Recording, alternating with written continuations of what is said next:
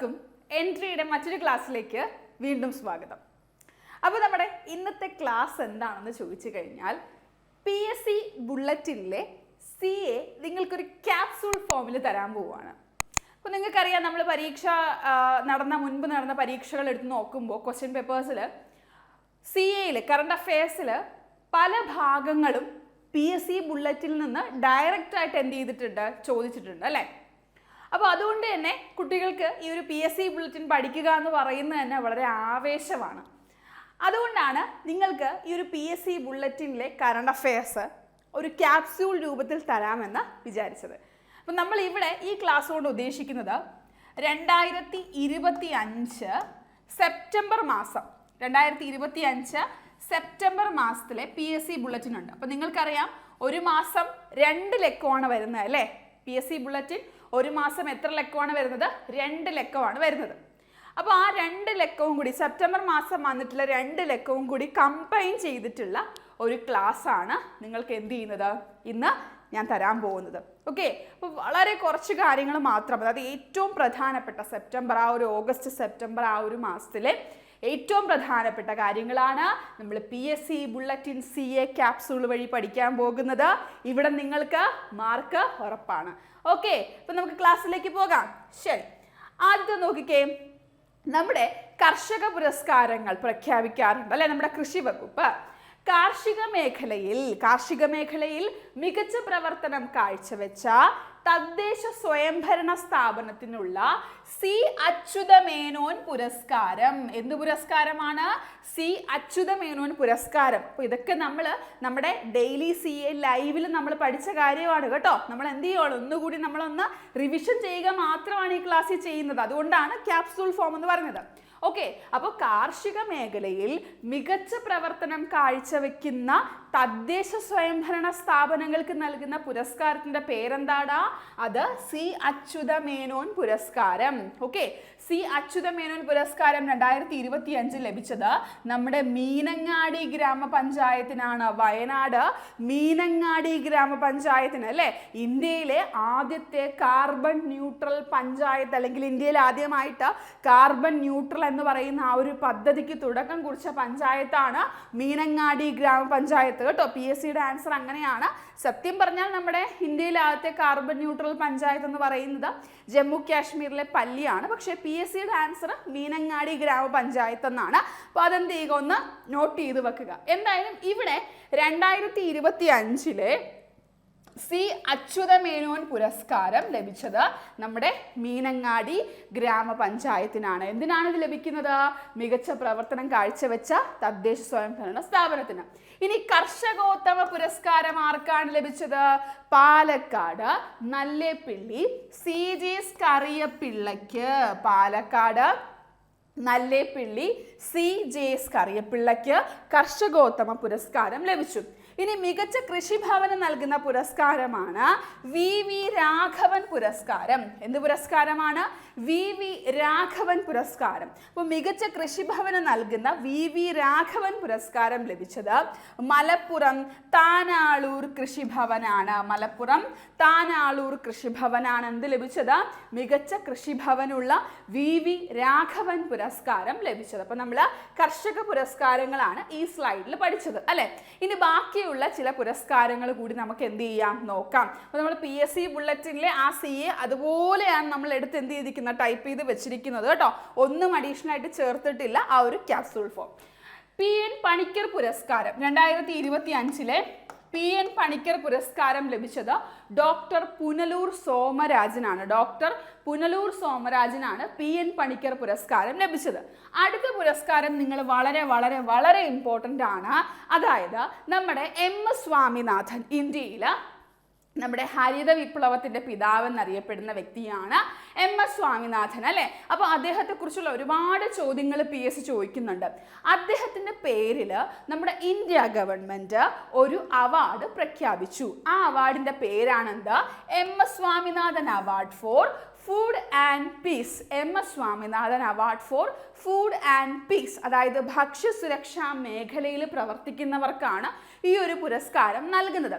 അപ്പോൾ India government പ്രഖ്യാപിച്ച അല്ലെങ്കിൽ ഇന്ത്യ ഗവൺമെൻറ് നൽകുന്ന ഈ ഒരു MS സ്വാമിനാഥൻ ആദ്യമായിട്ടാണ് ഈ പുരസ്കാരം നൽകുന്നത്. പ്രഥമ MS Swaminathan award for food and peace കിട്ടിയത് ആർക്കാണ്? അഡെമോള എ അഡൻലേക്കാണ് MS Swaminathan award for food and peace ലഭിച്ചതെന്ന് ഓർത്തിരിക്കുക. അഡമോളയ്ക്കാണ് കിട്ടിയത്. ക്ലിയർ ആണോ? അടുത്തത് ജന്മാഷ്ടമി പുരസ്കാരം ആർക്കാണ് ലഭിച്ചത്? എഴുത്തുകാരൻ C രാധാകൃഷ്ണനാണ് കേട്ടോ. നമ്മുടെ മലയാളത്തിൽ അറിയപ്പെടുന്ന ഒരു സാഹിത്യകാരനാണ് C രാധാകൃഷ്ണൻ. അദ്ദേഹത്തിനാണ് എന്ത് ലഭിച്ചത്? ജന്മാഷ്ടമി പുരസ്കാരം ലഭിച്ചത്. ജന്മാഷ്ടമി പുരസ്കാരം നമ്മുടെ എഴുത്തുകാരൻ C രാധാകൃഷ്ണൻ. ഇനി അയ്യങ്കാളി പ്രതിഭാ പുരസ്കാരം ആർക്കാണ്? നാടൻ പാട്ടുകാരി പ്രസീത ചാലക്കുടിക്ക്. അയ്യങ്കാളി പ്രതിഭാ പുരസ്കാരം നാടൻ പാട്ടുകാരി പ്രസീത ചാലക്കുടിക്കാണ് ലഭിച്ചത്. പ്രസീത ചാലക്കുടി. ഇനി അടുത്തത് വളരെ വളരെ ഇമ്പോർട്ടൻ്റ് ആണ് കേട്ടോ. ഇതൊക്കെ നമ്മുടെ PSC ബുള്ളറ്റിനകത്തുള്ളതാണ്. നോക്കാം. 2025 രമൺ മഗ്സസെ പുരസ്കാരം. 2025 രമൺ മഗ്സസെ പുരസ്കാരം ആർക്കാണ് ലഭിച്ചത്? പിന്നാക്ക ഗ്രാമങ്ങളിലെ പെൺകുട്ടികൾക്ക്.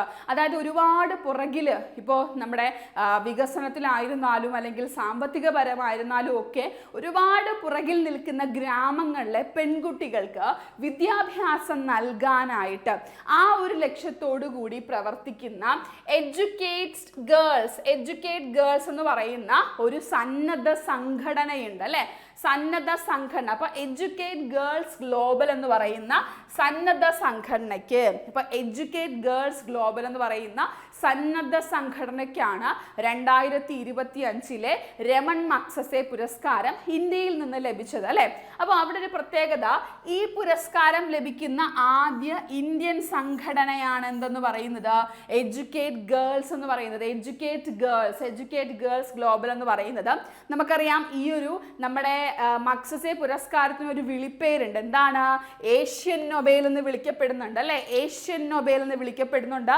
2025 നൽകപ്പെട്ടത് 67ാമത്തെ രമൺ മഗ്സസെ പുരസ്കാരമാണ് അല്ലെ. 2025 നൽകപ്പെട്ടത് 67ാമത്തെ രമൺ മഗ്സസെ പുരസ്കാരമാണെന്ന് ഓർത്തുവെക്കുക.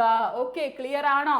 അപ്പോൾ ഫിലിപ്പീൻസിന്റെ മുൻ പ്രസിഡന്റ് രമൺ മഗ്സസെയുടെ പേരിലാണ് എല്ലാ വർഷവും എന്ത് നൽകുന്നത്? രമൺ മഗ്സസെ പുരസ്കാരം നൽകുന്നത്. അപ്പോൾ ആരുടെ പേരിലാണ്? ഫിലിപ്പീൻസിന്റെ മുൻ പ്രസിഡന്റ് രമൺ മഗ്സസെയുടെ പേരിലാണ് ഈ മഗ്സസെ പുരസ്കാരം നൽകുന്നത്. 1957 ഏത് വർഷമാണ് ഈ പുരസ്കാരം ഏർപ്പെടുത്തിയത്? 1957ലാണ് രമൺ മഗ്സസെ പുരസ്കാരം എന്ത് ചെയ്തത്? ഏർപ്പെടുത്തിയത്. 2025 നൽകിയത് 67ാമത് രമൺ മഗ്സസെ പുരസ്കാരമാണ് 2025 നൽകിയത്. അത് ആർക്കാണ് കിട്ടിയത്? പഠിച്ചു വെച്ചേക്കണേടാ. നമ്മൾ പറഞ്ഞു ആദ്യമായിട്ട് രമൺ മഗ്സസെ പുരസ്കാരം ലഭിക്കുന്ന ആദ്യ ഇന്ത്യൻ സംഘടനയാണ് എന്തെന്ന് പറയുന്നത്?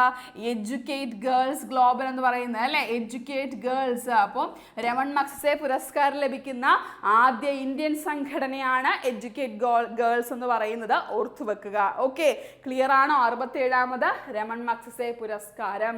ഓക്കെ, അടുത്തത് പ്രൊഫസർ MP മന്മഥൻ അവാർഡ് ലഭിച്ചത് ബിഷപ്പ് ഡോക്ടർ ജോഷുവ മാർ ഇഗ്നാത്തിയോസിനാണ്. പ്രൊഫസർ MP മന്മഥൻ അവാർഡ് ലഭിച്ചത് bishop doctor Joshua Mar Ignatius.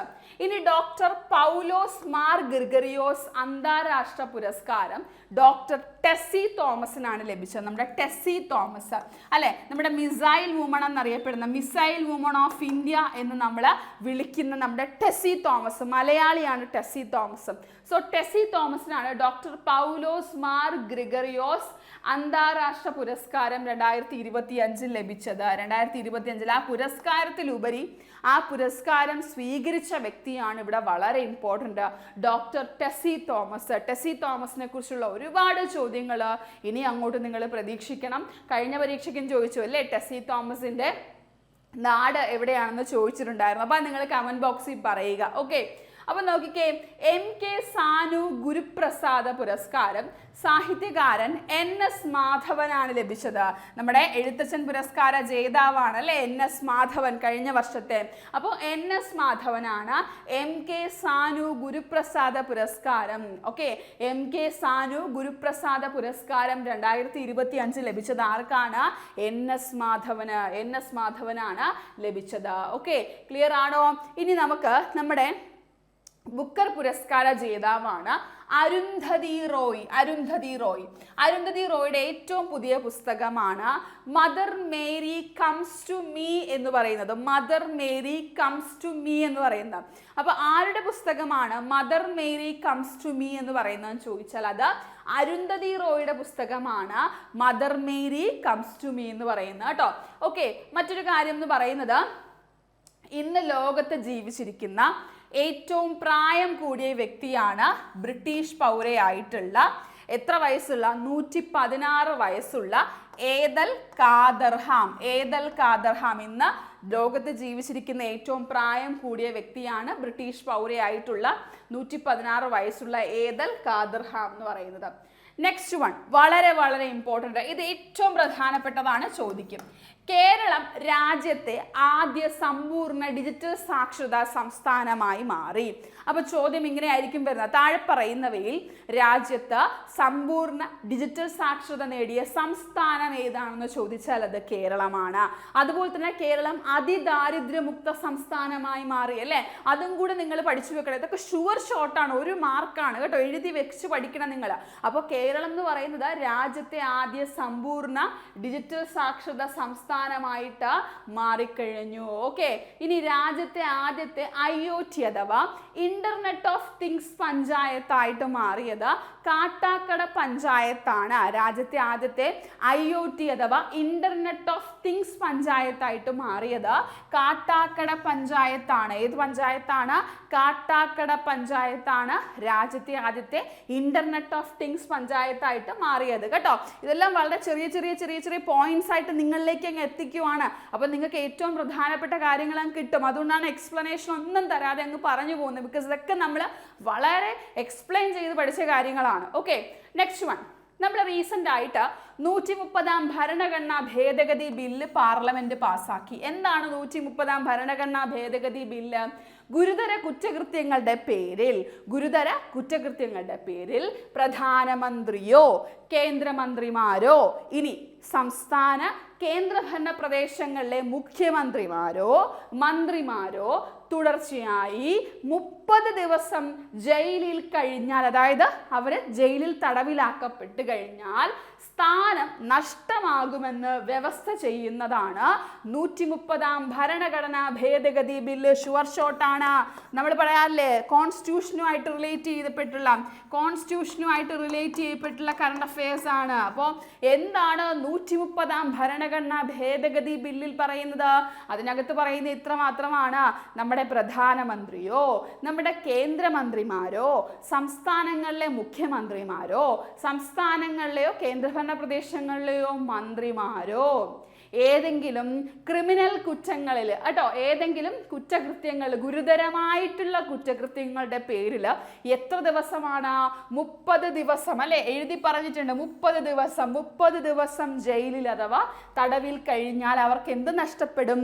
അവർ വഹിക്കുന്ന ആ സ്ഥാനം നഷ്ടപ്പെടും. പ്രധാനമന്ത്രിയാണോ? പ്രധാനമന്ത്രി പദവി നഷ്ടപ്പെടും. മുഖ്യമന്ത്രിയാണോ? ഇങ്ങനെ 30 ദിവസം ജയിലിൽ കിടന്നു കഴിഞ്ഞാൽ മുഖ്യമന്ത്രി പദവി നഷ്ടപ്പെടും. അതാണ് 130-ാം ഭരണഘടനാ ഭേദഗതി ബില്ല് പറയുന്നത്. ഓക്കെ, നെക്സ്റ്റ് വൺ നോക്കിക്കേ. ഓൺലൈൻ വാതുവെപ്പ് ഗെയിമുകളും ചൂതാട്ടങ്ങളും ലോട്ടറികളും ഉൾപ്പെടെ നിരോധിക്കുന്ന ഓൺലൈൻ ഗെയിമിന് നിയന്ത്രണം എന്ത് ചെയ്തു? നിലവിൽ വന്നു. 2025 2025 സെപ്റ്റംബർ മാസമാണ് നമ്മുടെ ഓൺലൈൻ ഗെയിമുകൾക്ക് അല്ലെ ഒരുപാട് പേരുടെ ജീവൻ കവരുന്ന, ഒരുപാട് ആളുകളുടെ സാമ്പത്തിക അടിത്തറ ഇളക്കിയ ഓൺലൈൻ വാതുവെപ്പ് ഗെയിമുകൾ, ചൂതാട്ടങ്ങൾ, ചൂതാട്ടങ്ങൾ എന്നിവയ്ക്ക് നിയന്ത്രണം വന്നു. ഇനി ഉത്തരാഖണ്ഡില് റീസെന്റ് ആയിട്ട് മിന്നൽ പ്രളയം ഉണ്ടായി അല്ലേ. അപ്പോൾ ഒലിച്ചുപോയ ഗ്രാമമാണ് ധരാലി ഗ്രാമം, ഓർത്തുവെക്കുക. അടുത്തിടെ മിന്നൽ പ്രളയം ഉണ്ടായ ഇന്ത്യൻ സംസ്ഥാനമാണ് ഉത്തരാഖണ്ഡ്. ഉത്തരാഖണ്ഡിലുണ്ടായ മിന്നൽ പ്രളയത്തിൽ ഒലിച്ചുപോയ ഗ്രാമമാണ് ധരാലി എന്ന് പറയുന്ന ഗ്രാമത്തിന്റെ പേരെന്താണ്? ധരാലി ഗ്രാമം, ധരാലി. ഇനി പൊതുജന സമ്പർക്കത്തിന് വ്ളോഗർമാരെ നിയമിക്കാൻ ഒരുങ്ങി കേരളം കേട്ടോ. അതായത് നമ്മളൊരു കേരളത്തിന്റെ ഒരു മുന്നോട്ടുള്ള ഒരു തീരുമാനമാണ് വ്ളോഗർമാരെ. ഇപ്പൊ നമുക്ക് യൂട്യൂബിലും ഇൻസ്റ്റഗ്രാമിലും ഒക്കെ നമുക്ക് എന്ത് ചെയ്യാറുണ്ട്? ഒരുപാട് വ്ളോഗർമാരുണ്ട് അല്ലെ. അപ്പൊ നമുക്ക് പൊതുജന സമ്പർക്കത്തിന് കേരളം അത്തരത്തിലൊരു തീരുമാനത്തിലേക്ക് വരികയാണ്. വ്ളോഗർമാരെ നിയമിക്കാനായിട്ട് ഒരുങ്ങുകയാണ് കേട്ടോ. അപ്പോൾ കൂടുതൽ സോഷ്യൽ മീഡിയ വഴി ഈ ഒരു പൊതുജന സമ്പർക്കം സാധ്യമാകുന്നതിന് വേണ്ടിയിട്ട്. ഓക്കെ, നെക്സ്റ്റ് നോക്കിക്കേ. അടുത്തത് വളരെ വളരെ വളരെ ഇമ്പോർട്ടൻ്റ് ആണ്. പൂർണ്ണമായും സൗരോർജത്തിൽ പ്രവർത്തിക്കുന്ന ഇന്ത്യയിലെ ആദ്യ നിയമസഭയാണ് ഡൽഹി നിയമസഭ. നോക്കിക്കോ, പൂർണ്ണമായും സൗരോർജത്തിൽ പ്രവർത്തിക്കുന്ന ഇന്ത്യയിലെ ആദ്യ നിയമസഭ. പൂർണ്ണമായും സൗരോർജത്തിൽ പ്രവർത്തിക്കുന്ന ഇന്ത്യയിലെ ആദ്യ നിയമസഭ ഡൽഹി നിയമസഭ. ഓക്കെ, ഇനി സച്ചിൻ ടെണ്ടുൽക്കറിന്റെ മകളാണ് സാറ ടെണ്ടുൽക്കർ. അതിലാർക്കും സംശയമില്ല.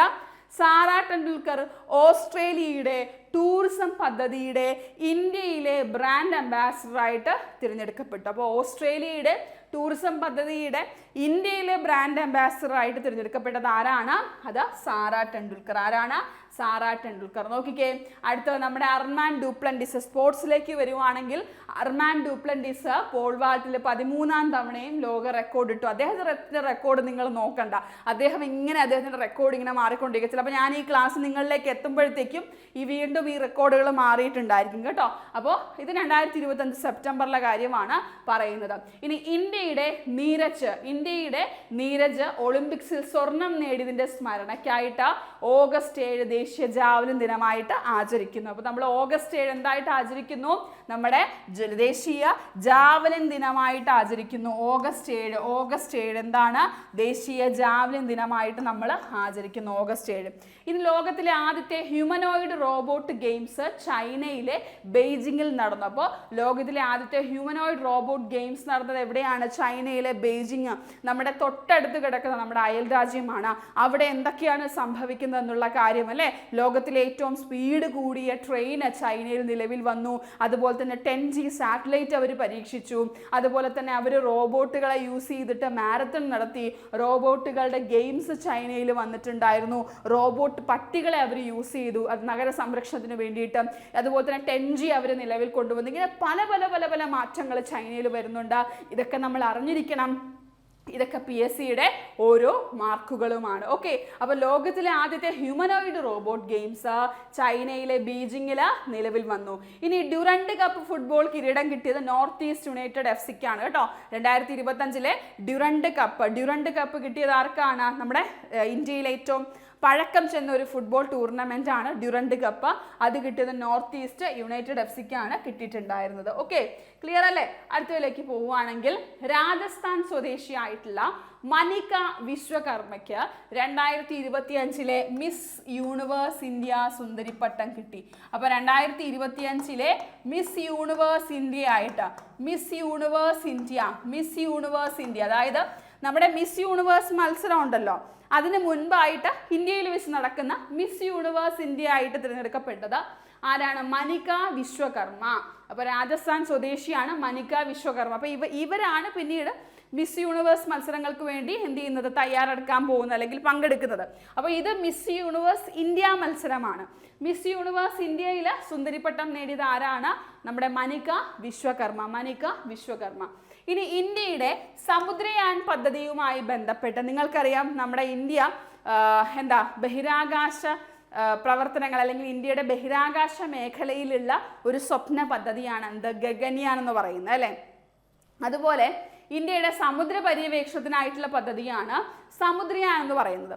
ഈ സമുദ്രയാൻ പദ്ധതിയുമായി ബന്ധപ്പെട്ട് നമ്മൾ ഏകദേശം സമുദ്രത്തിൻ്റെ ഒരു സ്പെസിഫൈഡ് കിലോമീറ്റേഴ്സ് വരെ നമ്മൾ പോയി അവിടെ എക്സ്പ്ലോർ ചെയ്യുക എന്നുള്ളതാണ് സമുദ്രയാൻ പദ്ധതി കൊണ്ട് നമ്മൾ ഉദ്ദേശിക്കുന്നത്.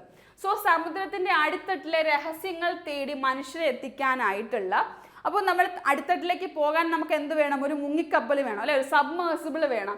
ആ വാഹനത്തിന്റെ പേരാണ് മത്സ്യ 6000. വളരെ ഇമ്പോർട്ടൻ്റ് ആണ്, നോക്കി വെക്കുക. എന്താണ് മത്സ്യ 6000?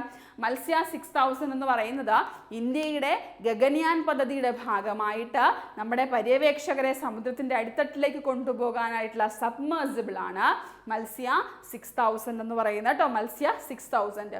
ഇനി 2035 ഇന്ത്യ സ്ഥാപിക്കുന്ന ബഹിരാകാശ നിലയമാണ് ഭാരതീയ അന്തരീക്ഷ ഭവൻ അഥവാ ഭാരതീയ അന്തരീക്ഷ സ്റ്റേഷൻ എന്ന് പറയുന്നത്. 2035 ഇന്ത്യ സ്ഥാപിക്കുന്ന ബഹിരാകാശ നിലയമാണ് ഭാരതീയ അന്തരീക്ഷ സ്റ്റേഷൻ എന്ന് പറയുന്നത്, ഭാരതീയ അന്തരീക്ഷ. അപ്പോൾ അടുത്തത് നമുക്ക് അന്തരിച്ചു പോയവരെ നോക്കാം. ഓക്കെ, അന്തരിച്ചു പോയ 2025 ഓഗസ്റ്റ് സെപ്റ്റംബറിലായിട്ട് അന്തരിച്ചു പോയവരെ നമുക്കൊന്ന് നോക്കാം. ഇന്ത്യൻ ടെന്നീസ് ഇതിഹാസം ലിയാൻഡർ പേസിന്റെ പിതാവും ഇന്ത്യയുടെ ഒളിമ്പിക് ഹോക്കി മെഡൽ ജേതാവുമായിട്ടുള്ള വേസ്റ്റ് പേസ് അന്തരിച്ചു. അപ്പോൾ വേസ്റ്റ് പേസ് എന്ന് പറയുന്നത് ലിയാൻഡർ പേസിന്റെ പിതാവാണ്, ഒളിമ്പിക് ഹോക്കി മെഡൽ ജേതാവുമാണ് വേസ്റ്റ് പേസ്. അതുപോലെ തന്നെ നാഗാലാൻഡിന്റെ ഗവർണർ എന്ന് പറഞ്ഞ് നമ്മൾ പഠിച്ചിട്ടുള്ളത് ആരെയാണ്? ലാ ഗണേശൻ അല്ലെ, എൽ ഗണേശനാണ്. പക്ഷെ നമ്മൾ തമിഴര് എൽ എന്ന് പറയത്തില്ല, ലാ എന്നേ പറയത്തുള്ളൂ. അപ്പൊ ലാ ഗണേശൻ അന്തരിച്ചു. മുൻ ഓസ്ട്രേലിയൻ ഓൾറൗണ്ടർ ബോബ് സിംസൺ അന്തരിച്ചു. ഓക്കെ, ബോബ് സിംസൺ 2025 സെപ്റ്റംബറിൽ ബോബ് സിംസൺ എന്ത് ചെയ്തു? അന്തരിച്ചു. മുൻ ഓസ്ട്രേലിയൻ ഓൾറൗണ്ടർ ആണ് ബോബ് സിംസൺ.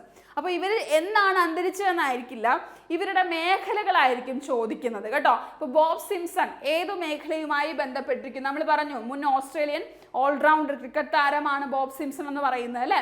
അപ്പോൾ ബോബ് സിംസൺ അന്തരിച്ചു. അതുപോലെ തന്നെ നമ്മുടെ വേസ്റ്റ് പേസിനെ ചോദിക്കാം ഏതു മേഖല? അദ്ദേഹം കായിക മേഖലയുമായിട്ട് ബന്ധപ്പെട്ട ഹോക്കി മെഡൽ ജേതാവാണ് വേസ്റ്റ് പേസ് എന്ന് പറയുന്നത് അല്ലേ. അപ്പൊ അങ്ങനെ എന്ത് ചെയ്യാം, ചോദിക്കാനായിട്ട് ചാൻസ് കൂടുതലാണ്. ഓക്കെ, അടുത്തത് സൂപ്പർമാൻ സെക്കൻഡ് എന്നീ ഹോളിവുഡ് സിനിമകളിൽ വില്ലനായിട്ടുള്ള ജനറൽ സോഡിനെ അനശ്വരനാക്കിയ ബ്രിട്ടീഷ് നടനാണ് ടെറൻസ് സ്റ്റാമ്പ് എന്ന് പറയുന്നത്. അപ്പൊ ടെറൻസ് സ്റ്റാമ്പ് എന്ത് ചെയ്തു? അന്തരിച്ചു. അപ്പൊ ഇദ്ദേഹം എന്ന് പറയുന്നത് ചലച്ചിത്ര മേഖലയിലുള്ള ഒരു നടനാണ് ടെറൻസ് സ്റ്റാമ്പ് എന്ന് പറയുന്നത്. അദ്ദേഹം ഈ പറയുന്ന സൂപ്പർമാൻ 1, സൂപ്പർമാൻ 2 എന്നീ ഹോളിവുഡ് സിനിമകളിലെ വില്ലനായിട്ടുള്ള ജനറൽ സോഡിനെ ആ ഒരു വേഷം, ആ ഒരു കഥാപാത്രത്തെ ചെയ്ത വ്യക്തിയാണ് ആര്? ടെറൻസ് സ്റ്റാമ്പ് എന്ന് പറയുന്നത്. സംവിധായകൻ നിസാർ അബ്ദുൽ ഖാദർ എന്ത് ചെയ്തു? അന്തരിച്ചു. അപ്പൊ നിസാർ അബ്ദുൽ ഖാദർ എന്ന് പറയുന്നത് സംവിധായകനാണ്. പ്രമുഖ ജീവകാരുണ്യ പ്രവർത്തകൻ ലോർഡ് സ്വരാജ് പോൾ ലണ്ടനിൽ അന്തരിച്ചു. പ്രമുഖ ജീവകാരുണ്യ പ്രവർത്തകനാണ് ലോർഡ് സ്വരാജ് പോൾ എന്ന് പറയുന്നത്, അദ്ദേഹം ലണ്ടനിൽ അന്തരിച്ചു. ഇനി വാഴൂർ സോമൻ എന്ന് പറയുന്നത് പീരുമേട് MLA ആയിരുന്നു വാഴൂർ സോമൻ, അടുത്തിടെ അന്തരിച്ചു. വാഴൂർ സോമൻ ലോകത്തെ ഏറ്റവും മികച്ച ന്യായാധിപൻ എന്ന് ആരാധകർ വിശേഷിപ്പിച്ച US judge Frank Caprio recent ആയിട്ട് അന്തരിച്ചു. Frank Caprio. അപ്പൊ അദ്ദേഹത്തിന് വിളിപ്പേര് എന്താണ്? ലോകത്തിലെ ഏറ്റവും മികച്ച ന്യായാധിപൻ എന്ന വിശേഷണം അല്ലെങ്കിൽ ആരാധകർ വിശേഷിപ്പിക്കുന്ന US ജഡ്ജിയാണ് ആര്? Frank Caprio. അദ്ദേഹം അന്തരിച്ചു. ഇനി പ്രശസ്ത രസതന്ത്ര ശാസ്ത്രജ്ഞനും ശാസ്ത്ര അധ്യാപകനും സർവവിജ്ഞാന കോശം ഇൻസ്റ്റിറ്റ്യൂട്ട് മുൻ ഡയറക്ടറുമായിട്ടുള്ള ഡോക്ടർ CG രാമചന്ദ്രൻ നായർ എന്ത് ചെയ്തു? അന്തരിച്ചു. അപ്പോൾ ഇദ്ദേഹം എന്ന് പറയുന്നത് ഡോക്ടർ CG രാമചന്ദ്രൻ നായർ എന്ന് പറയുന്നത് രസതന്ത്ര ശാസ്ത്രജ്ഞനാണ് അല്ലെ. രസതന്ത്ര മേഖല, അദ്ദേഹത്തിന്റെ മേഖല ഏതാണെന്ന് ചോദിച്ചാൽ രസതന്ത്രമാണ്. രസതന്ത്ര ശാസ്ത്രജ്ഞനാണ്, ശാസ്ത്ര അധ്യാപകനാണ്, സർവവിജ്ഞാനകോശം ഇൻസ്റ്റിറ്റ്യൂട്ടിന്റെ മുൻ ഡയറക്ടറുമാണ് ആര്? Doctor CG Ramachandran Nair. ഇവരുടെയൊക്കെ മേഖലകളായിരിക്കും നിങ്ങളോട് ചോദിക്കുന്നത് കേട്ടോ. ഇവർ ഏത് മേഖലയുമായി ബന്ധപ്പെട്ടിരിക്കുന്നു? ഇപ്പൊ നിങ്ങളോട് ചോദിക്കാം, അടുത്തിടെ അന്തരിച്ച ഡോക്ടർ CG രാമചന്ദ്രൻ നായർ ഏത് മേഖലയുമായി ബന്ധപ്പെട്ടിരിക്കുന്നു? അദ്ദേഹം രസതന്ത്ര ശാസ്ത്രജ്ഞനാണ്. ഡോക്ടർ CG രാമചന്ദ്രൻ നായർ രസതന്ത്ര ശാസ്ത്രജ്ഞനാണ്. ഓക്കെ, ഇനി ഭരണവുമായി ജനങ്ങളെ നേരിട്ട് ബന്ധിപ്പിക്കാൻ മുഖ്യമന്ത്രി എന്നോടൊപ്പം എന്ന സിറ്റിസൺ കണക്ട് സെന്റർ സംവിധാനം ആരംഭിച്ച കേരളം. അപ്പൊ നമ്മുടെ കേരളം എന്താരംഭിച്ചു? Citizen connect centre. അതായത് നമ്മുടെ പൗരന്മാരെ, കേരളത്തിലുള്ള ജനങ്ങളെ ഗവൺമെന്റിനോട് അല്ലെങ്കിൽ നമ്മുടെ ഗവൺമെന്റിന്റെ പദ്ധതികളോട് കൂടുതൽ അടുപ്പിക്കുന്നതിന് വേണ്ടിയിട്ട്, ഭരണവുമായിട്ട് ജനങ്ങളെ നേരിട്ട് ബന്ധിപ്പിക്കുന്നതിന് വേണ്ടിയിട്ട് സിറ്റിസൺ കണക്ട് സെന്റർ എന്ത് പേരിലാണ്? മുഖ്യമന്ത്രി എന്നോടൊപ്പം എന്ന പേരിൽ. എന്താണ് പേര്? മുഖ്യമന്ത്രി എന്നോടൊപ്പം. അപ്പൊ എന്താണ് മുഖ്യമന്ത്രി എന്നോടൊപ്പം എന്ന് പറയുന്നത്? അതൊരു സിറ്റിസൺ കണക്ട് സെന്റർ ആണ് അല്ലെ. സിറ്റിസൺ കണക്ട് സെന്റർ ആണ് മുഖ്യമന്ത്രി എന്നോടൊപ്പം എന്ന് പറയുന്നത്. ഭരണവുമായിട്ട് ജനങ്ങളെ നേരിട്ട് ബന്ധിപ്പിക്കാൻ വേണ്ടിയിട്ട് കേരളം ആരംഭിച്ച കണക്ട് സെന്റർ ആണ് മുഖ്യമന്ത്രി എന്നോടൊപ്പം. ഇനി അടുത്ത നോക്കിക്കേ, നമ്മുടെ ഞാൻ നേരത്തെ പറഞ്ഞു സമുദ്രയാൻ പോലെ ഇന്ത്യയുടെ ബഹിരാകാശ ദൗത്യമാണ് ഗഗൻയാൻ അല്ലെ. അപ്പോൾ ഈ ഗഗൻയാൻ ദൗത്യത്തിലെ ബഹിരാകാശ യാത്രികരുടെ പേടകത്തെ സുരക്ഷിതമായിട്ട് തിരിച്ചിറക്കുന്നതിനുള്ള integrated air drop test ISRO എന്ത് ചെയ്തു? വിജയകരമായിട്ട് പരീക്ഷിച്ചു. അപ്പോൾ നമ്മുടെ ഗഗൻയാന്റെ പരീക്ഷണം ഇങ്ങനെ നടന്നുകൊണ്ടിരിക്കുകയാണ് പല രീതിയിലും. ഇപ്പോൾ വ്യോമിത്ര പോലുള്ള ഹ്യൂമനോയിഡ് റോബോട്ടുകൾ എന്ത് ചെയ്യുന്നുണ്ട്?